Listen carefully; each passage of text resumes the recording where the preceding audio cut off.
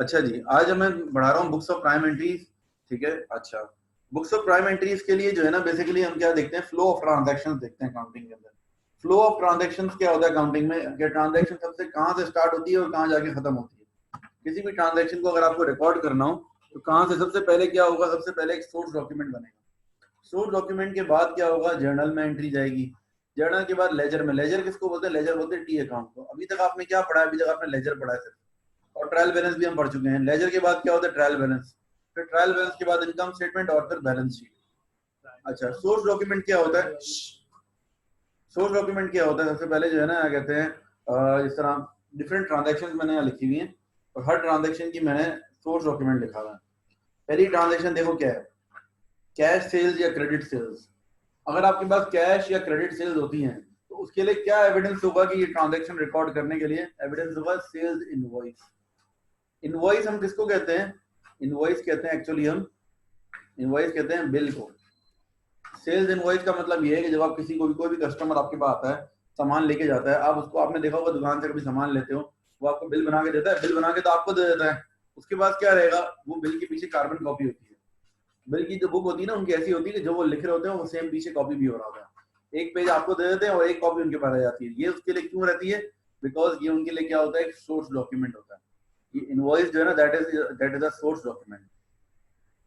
उसके बाद purchases, purchase जो है, परचेज के लिए भी यही होगा कि परचेज इनवॉइस होगी परचेज के लिए। फिर रिटर्न इनवर्ड्स, रिटर्न इनवर्ड्स के लिए क्या होता है, क्रेडिट नोट होता है। क्या रखी? क्रेडिट नोट नोट पढ़ के बेसिकली रखोगे? होता है,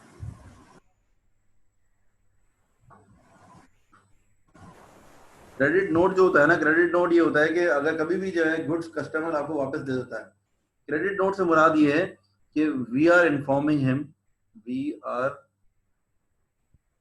we are crediting his account. जिसको हम क्रेडिट नोट देते हैं ना, उसको हम ये बता रहे हैं कि भाई आपका अकाउंट हमने क्रेडिट कर दिया है। अब कस्टमर जब गुड्स वापस करता है, अभी पीछे आपको याद होगा पिछली क्लास में हमने क्या बनाया था, कस्टमर अकाउंट। जब हमने कस्टमर अकाउंट बनाया था, कस्टमर हमें जब गुड्स वापस करता, सेल्स रिटर्न करता था, तो हम कहाँ लिखते थे, सेल्स रिटर्न कहाँ आता था, क्रेडिट साइड पर ना, क्रेडिट साइड पे आता था सेल्स रिटर्न। जब भी कस्टमर हमें गुड्स वापस करता है तो हम क्या करते हैं, उसके अकाउंट को क्रेडिट कर देते हैं। जिस बंदे का हम अकाउंट क्रेडिट करेंगे ना, उसको हम क्या देंगे, उसको देंगे क्रेडिट नोट। क्रेडिट नोट देने का मतलब ये होता है कि हम उसको बता रहे हैं, अच्छा ठीक है यार, हमने आपका अकाउंट क्रेडिट कर दिया। कस्टमर हमें गुड्स वापस करेगा तो उसके बदले में वो क्या मांगेगा, एविडेंस क्या लेगा, बोलेगा क्रेडिट नोट। तो तरीके से रिटर्न आउटवर्ड्स, हम अगर अपने सप्लायर को गुड्स वापस करते हैं तो हम उससे क्या मांगेंगे, हम उसको क्या देंगे, उसको डेबिट नोट देंगे। उसको हम डेबिट कर रहे हैं। जब जब सप्लायर होता है, अभी आप लोग पीछे पढ़ के आए हो, सप्लायर का जब टी अकाउंट बनता है तो उसमें परचेज रिटर्न कहाँ आती है, डेबिट पर आती है। तो यानी कि ये डेबिट नोट और क्रेडिट नोट हमेशा कब इस्तेमाल होता है, सिर्फ रिटर्न के वक्त। ठीक है ना, क्रेडिट नोट कब यूज होता है, सेल्स रिटर्न के लिए, और डेबिट नोट कब यूज होता है, परचेज रिटर्न के लिए।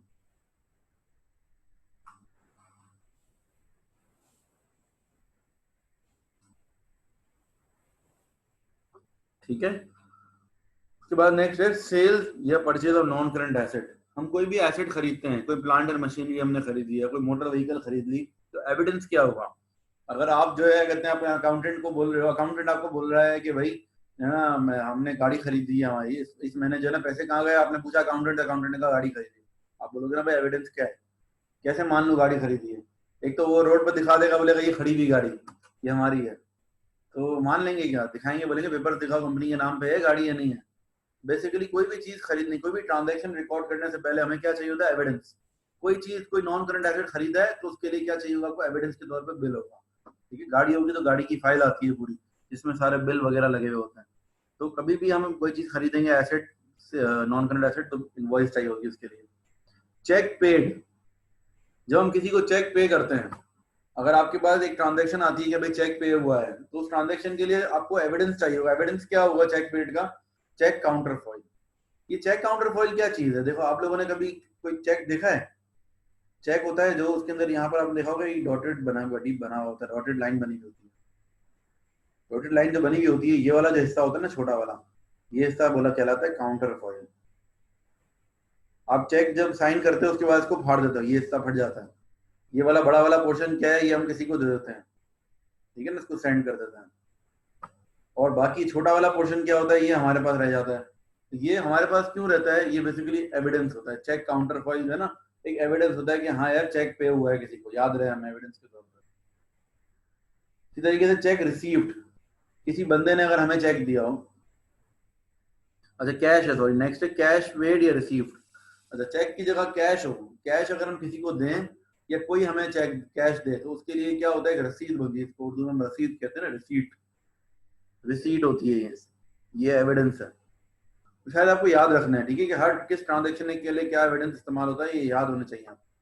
मैं एक्सप्लेन कर रहा हूँ ताकि आपको याद रहे थोड़ा सा। चेक रिसीव्ड, अगर कोई हमें चेक देता है, देखो चेक अगर हम किसी को देते हैं तो हमारे पास ये छोटा वाला पोर्शन रहता है, लेकिन कोई हमें चेक देगा तो हम एविडेंस क्या होगा हमारे पास, एक तो चेक इटसेल्फ है हमारे पास एविडेंस, लेकिन चेक तो हम बैंक में जाके जमा करा देंगे पैसे लेने के लिए, तो चला जाएगा हाथ से। अब एविडेंस क्या रखें, चेक के बदले स्टेटमेंट आएगी। अब क्या होगा, बैंक की स्टेटमेंट आएगी। जब हम बैंक में ये चेक जमा करा देंगे ना, बैंक की स्टेटमेंट आएगी, तो bank statement is the evidence. और एक देसी तरीका ये भी होता है पाकिस्तान में जो चलता है, वो क्या करते हैं, जब चेक आता है ना, चेक की फोटोकॉपी करा के रख लेते हैं, क्योंकि चेक तो अंदर जमा हो जाएगा बैंक में, तो हमारे पास क्या होगा, सबूत के चेक मिला था, तो फोटोकॉपी करा के रख लेते हैं, तो वो भी एक एक्सेप्टेबल है। लेकिन हमारे सिलेबस के लिहाज से क्या है, बैंक स्टेटमेंट हम बोलते हैं। वेजेस पेड, वेजेस पेड में आएगा पे स्लिप। किसी भी एम्प्लॉय को जब हम वेजेस देते हैं ना, कोई भी, जैसे हम, मैं किसी स्कूल में जॉब करता हूँ, अगर मुझे सैलरी मिलती है स्कूल से, सैलरी के साथ एक चीज मिलती है पे स्लिप। पे स्लिप में ना सब कुछ लिखा हुआ होता है कि भाई आपकी सैलरी जो है ना, मिसाल की तरफ जितनी भी आपकी सैलरी थी उसमें से कितने पैसे डिडक्ट हो गए। किसी बंदे की सैलरी अगर 1 लाख है, ठीक है ना, अब उसकी सैलरी पे स्लिप के अंदर लिखा हुआ होगा कि मिसाल के आपका जो है ना, हमारा आवरली रेट था और 1 घंटे का जो है ना आपको हम देते थे 50 डॉलर, ठीक है, पूरे महीने में जो है ना, क्या कहते हैं, आपने 50, पूरे महीने में अगर आपने 1000 घंटे काम की, 100 घंटे काम किए, तो $5000 आपकी सैलरी बन गई, जिसमें $200 हमने टैक्स काट लिया और $100 हमने जो है कुछ और कोई भी चीज, कुछ भी आपने जो है छुट्टी की थी उसके काट लिए हमने, तो ये आपके 4700 बच रहे हैं, ये हम ट्रांसफर कर रहे हैं बैंक में। मतलब सैलरी स्लिप जो होती है ना, pay slip, pay slip basically क्या होती है, पूरा हिसाब होता है, ठीक है ना। जैसे ये अहमद है मेरे बराबर में बैठा हुआ है, ये अहमद के घर में जो है मासी रखी होगी इसने, अब मासी को जो है ना महीने क्या 5000 रुपए सैलरी अगर मासी, अब ये बोलेगा भाई एक दिन तुम लेट आई थी, 50 रुपए कट, फिर एक दिन जो है तुमने छुट्टी की थी, एक काम झाड़ू सही नहीं लगाया था, 100 रुपए कट गए, और बाकी जो है 2 दिन के, तो संडे के दिन छुट्टी हुई थी उसके 200 रुपए कट गए। तो अब ये पूरे पैसे काट के पूरा एक्सप्लेन करके ये सैलरी स्लिप के साथ जो है उसको बाकी रिमेनिंग अमाउंट दे देगा, ठीक है ना। 5000 में से ये 350 चले गए तो 4650 दे देगा, तो वो बोलेगी भाई 4650 क्यों, बोलेगा इस स्लिप के अंदर लिखा हुआ सब कुछ, देख लो, ठीक है ना। तो बेसिकली जो पे स्लिप होती है, पे स्लिप का पर्पज ये होता है कि एम्प्लॉय आपसे आके फिर लड़े नहीं ना कि भाई क्यों पैसे काटे, आप उसको पूरा डिटेल वाइज बना के दोगे हिसाब के, भाई ये आपने जो है ना ये मसले थे, इसकी वजह से पैसे कटे हैं, ठीक है। एक जैसे कि गिलास टूट गया अगर उसके हाथ से धोते हुए, तो फिर जो है 20 रुपए उसके भी कट, ठीक है ना। अच्छा अब आगे चलते हैं। कस्टमर या सप्लायर अगर आपको रिक्वेस्ट करता है कि भाई ट्रांजैक्शन की डिटेल दो, अगर आपका कोई कस्टमर है या आपका सप्लायर है, कोई भी बंदा आपको बोलता है कि यार मेरा आपसे हिसाब चल रहा है, जरा मुझे हिसाब भेजना दो कि क्या क्या हिसाब अपना चल रहा है आपस का, तो वो क्या देंगे उसको, statement of account. Statement of account से क्या मुराद है कि उसका कस्टमर का जो टी अकाउंट है ना, पूरे टी अकाउंट का उसको प्रिंट आउट निकाल के दे देंगे, टी अकाउंट का उसको प्रिंट आउट निकाल के हम दे देंगे कि भाई ये आपसे हमने खरीदा, जो जो सेल्स होंगी वो डेबिट पे आ रही होंगी, जो सेल्स रिटर्न होंगी वो क्रेडिट पर आ रही होंगी, और जो पेमेंटें करता जा रहा होगा वो भी क्रेडिट पे आ रही होंगी। तो उसको एक ये होगा ना कि भाई मुझे मेरा हिसाब तो पता चले, और बैलेंस शीट ही क्रेडिट पे आ रहा होगा। कस्टमर जब भी बोलेगा ना भाई मुझे हिसाब दो, उसको क्या देंगे, इसको इसके लेजर का प्रिंट दे देंगे, जिसको हम कहते हैं statement of account. Statement of account मतलब ये इसको दे देंगे, भाई आप चेक कर लो अपना हिसाब, ठीक है, समझ आ रही बात। ये सारे क्या है, ये सारे सोर्स डॉक्यूमेंट्स हैं, डिफरेंट किस्म के डॉक्यूमेंट्स हैं जो बिजनेस की ट्रांजैक्शंस के दौरान इस्तेमाल होते हैं। तो बहरहाल ये कि अकाउंटिंग की ट्रांजैक्शन का सबसे पहला जो हिस्सा है वो क्या है, सोर्स डॉक्यूमेंट। किसी भी ट्रांजैक्शन को रिकॉर्ड करने से पहले सोर्स डॉक्यूमेंट बनाया जाता है, ठीक है। बात सबको समझ में आ रही है? यहाँ तक किसी को कोई क्वेश्चन हो तो प्लीज पहले पूछ लें ताकि फिर मैं आगे चलूँ। कोई भी कंफ्यूजन है, कोई बात रह गई हो, कोई क्वेश्चन हो तो प्लीज यू कैन आस्क।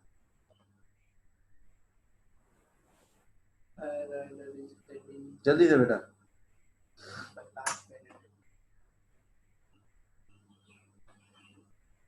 नहीं है क्वेश्चन? चलो अब मैं आपको ये दिखा रहा हूँ कि ट्रांजैक्शन हैं। इन ट्रांजैक्शंस के अंदर जो है ना क्या कहते हैं, आपको बताना है कि सोर्स डॉक्यूमेंट क्या होगा। आज हम सोर्स डॉक्यूमेंट वाला खेलते हैं। चलो ठीक है, इन ट्रांजैक्शन में सोर्स डॉक्यूमेंट आप लोग मुझे बताएंगे कि कौन सा इस्तेमाल होगा। बाकी नहीं, डबल एंट्रीज भी सॉल्व करेंगे। डबल एंट्री तो खैर आप लोगों को फिर भी आती है, मैं फिलहाल सोर्स डॉक्यूमेंट की बात कर रहा हूँ। चलो डबल एंट्री को भी छोड़ो, एक चीज जो नहीं सीखी है ना उसके बारे में बात करते हैं आज। पहली transaction, started in business with capital in cash 1800 and 4200 in the bank। Bank में आप कैश जमा करा के आए हो, कैश 4200 है, इसके लिए क्या बनेगी? रिसीट। कैश जब भी हमें मिलता है तो क्या करते हैं? रिसीट होता है। और बैंक में पैसे जमा करवाए हैं तो क्या होगा? Bank statement.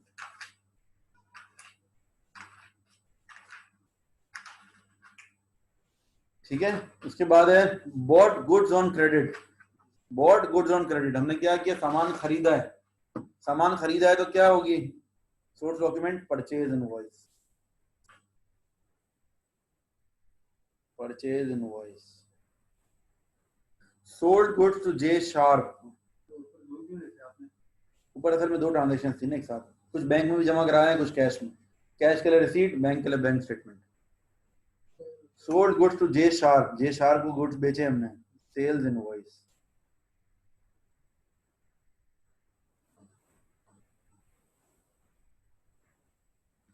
अली रजा, मतलब अगर हम बैंक में पैसे जमा कराते हैं तो एक तरह से जो है ना कहते हैं चेक की तरह ही ना, कहीं से हमने बिजनेस ओनर ने बिजनेस में पैसा लगाया, अब बैंक में पैसे डाले हैं तो एक तरह से उसको यही समझेंगे कि चेक के जरिए डलवाए होंगे बैंक में। या कुछ क्लियरली बताया हुआ नहीं है ना, बैंक स्टेटमेंट सही रहेगा उसके लिए। पेड रेंट बाय कैश, जब भी कोई पेमेंट कैश में होती है तो उसके लिए क्या होता है? Receipt. J Sharp paid us his account by cheque, J Sharp ने हमें चेक दिया है, क्या होगा? Bank statement.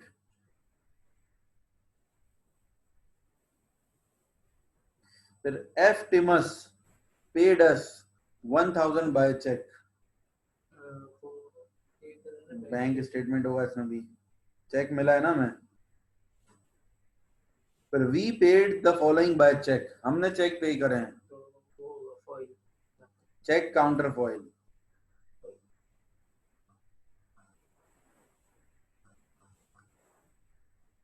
Paid carriage in cash,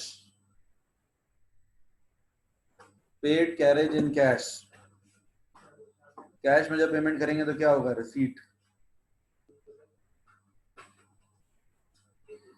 bot goods on credit from P Green and S Jemal. Bought goods मतलब परचेजेस।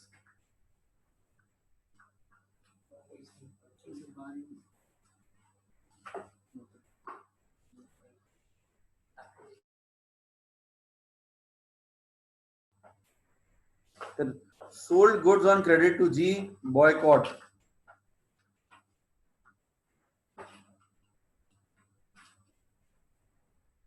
एटीन में purchase, कहां तो परचेज? परचेज इनवॉइस है ये, परचेज इनवॉइस ही है बेटा। Bought goods on credit from P Green, तो ये क्या है? Purchase invoice. Sold goods on credit to G Boycott, sales invoice.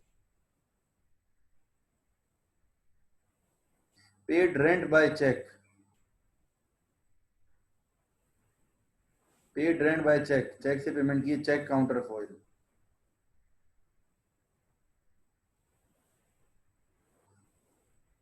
ठीक है बच्चों,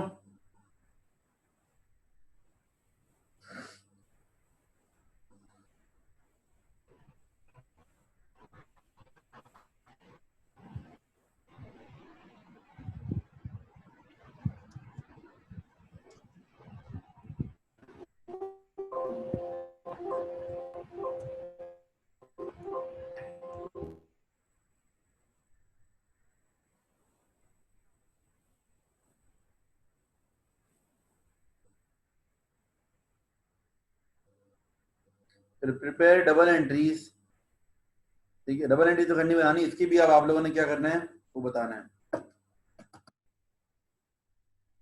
सोर्स डॉक्यूमेंट्स, पहले वाले का क्या होगा, started business with 8,000 in the bank,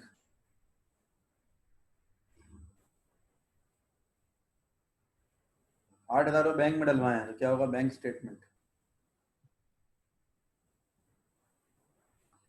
फिर bought goods on credit from L Frank, purchase invoice. Cash sales, cash sales में क्या होगा, सेल्स इनवॉइस।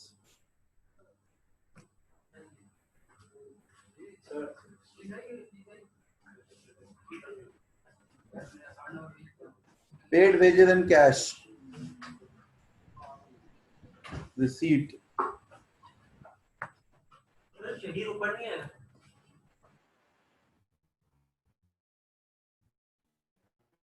से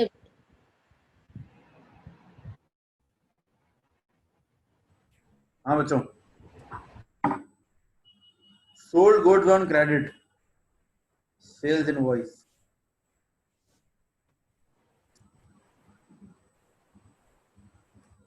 ठीक है, फिर नेक्स्ट क्या होगा, bought goods for cash, invoice, bought goods for cash, purchase invoice.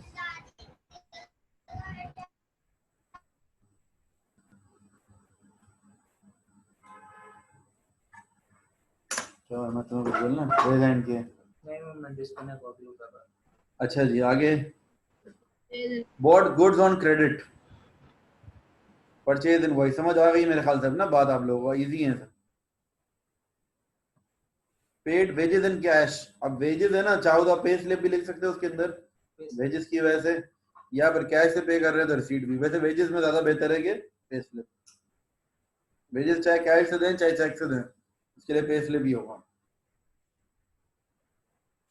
Sold goods on credit, sales invoice. ठीक है बच्चों, आगे bought shop fixtures on credit, bought shop fixtures, shop fixtures के लिए क्या होगा, परचेज, शॉप फिक्सचर्स के लिए परचेज इनवॉइस ही होगी, परचेज ही कर रहे हैं ना हम कुछ। Paid G Byers by cheque, payment करिए by cheque, cheque counterfoil. Very good. We return goods to पीली,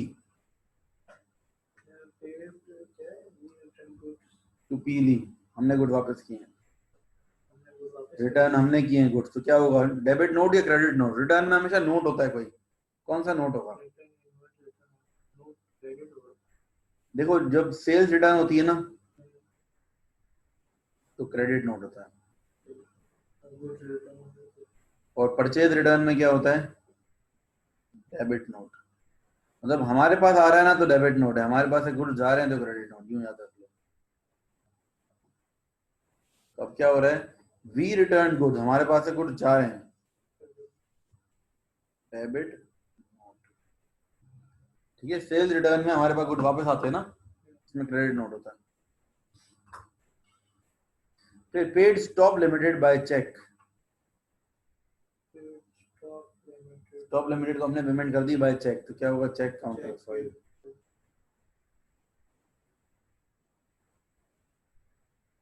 B Tyler paid his account by check,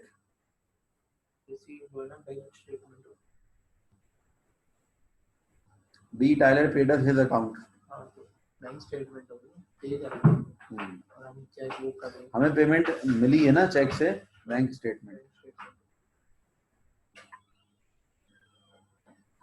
we return goods to L Frank,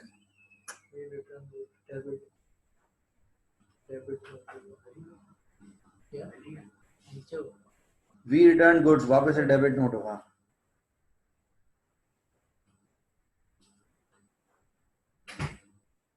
ji Prince lent us 1,000 by cash, G Prince lent us 1,000, हमें पैसे मिले हैं, और cash में तो receipt. बिल्कुल। फिर bought a van paying by check, purchase invoice, कुछ भी खरीदा हो purchase invoice। ठीक है बच्चों, बात समझ आ गई सबको? ठीक है ना?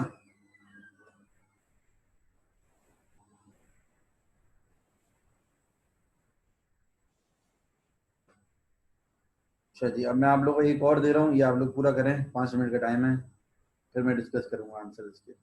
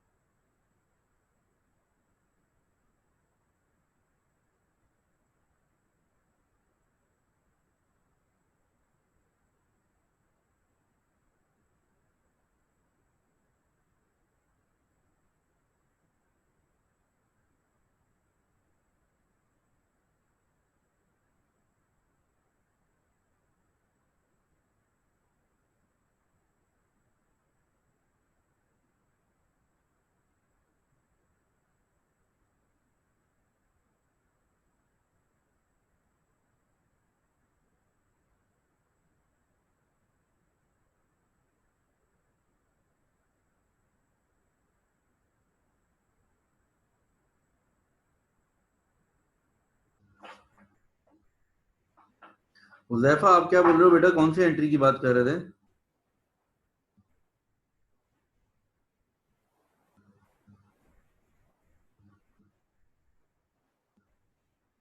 एटीन में?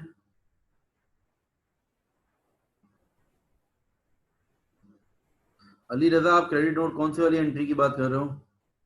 मैं अभी चैट देखी मैंने।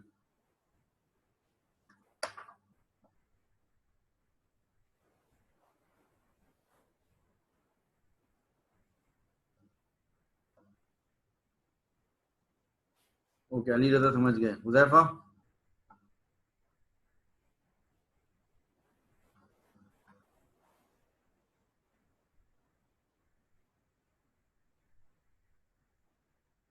हाँ, पेड वेजेस बाय कैश में दोनों हो सकता है, लेकिन ज्यादा अप्रोप्रिएट पे स्लिप ही है वेजेस के लिए। ठीक है ना? पेड वेजेस बाय कैश में रिसीट भी लिख सकते हैं, पे स्लिप भी लिख सकते हैं, लेकिन फिर भी ज्यादा बेहतर है कि आप वेजेस ही लिखोगे। वैसे वेजेस के लिए पे स्लिप होता है ना, अब वेजेस किसी ना किसी चीज से तो पे करेंगे ना, कैश से, चेक से, लेकिन वेजेस के लिए लिखना हमें पे स्लिप भी होता है।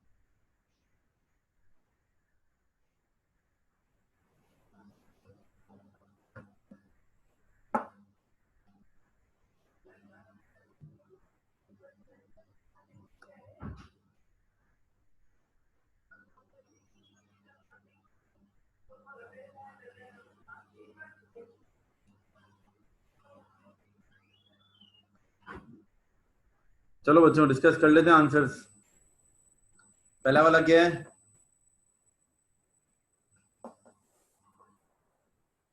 पहले वाले में बैंक स्टेटमेंट होगा। Start business with 15,000 in the bank, bank statement हो गया। Bought goods on credit, purchase invoice, cash sales, receipt, या सेल्स इनवॉइस भी कर सकते हैं, ज्यादा अच्छा है इसके लिए sales invoice.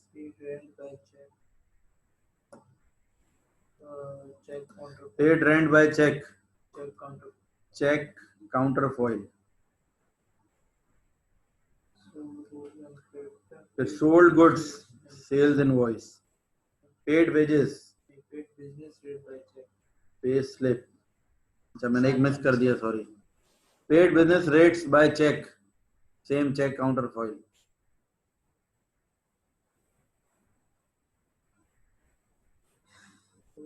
We return goods to J Small, we return goods to J Small, हमने गुड वापस किए हैं। क्या होगा? परचेज रिटर्न हो रहा है, debit note.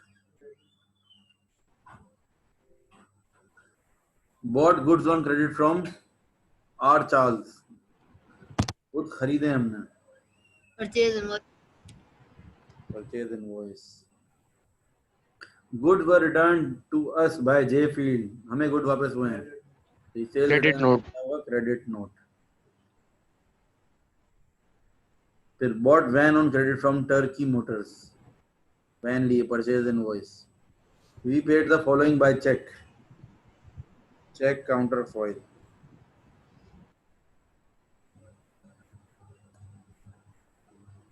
bought another van paying by check,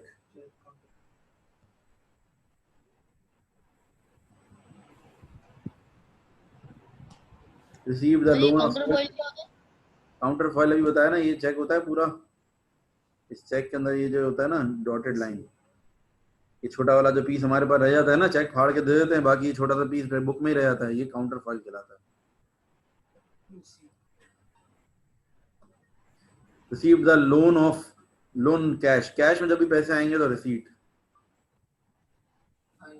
फिर receive cheque from T Potts, cheque आया हमारे पास, बैंक स्टेटमेंट,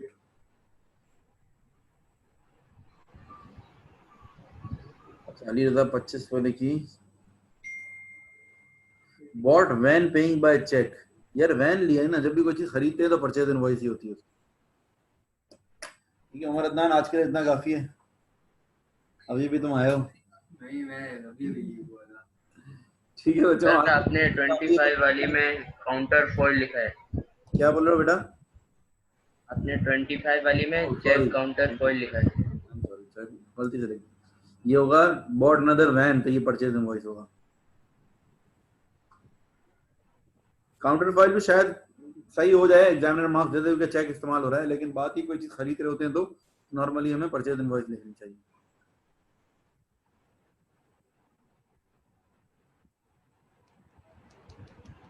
ठीक है बेटा, आज के लिए फिर इतना काफी है, अल्लाह हाफिज।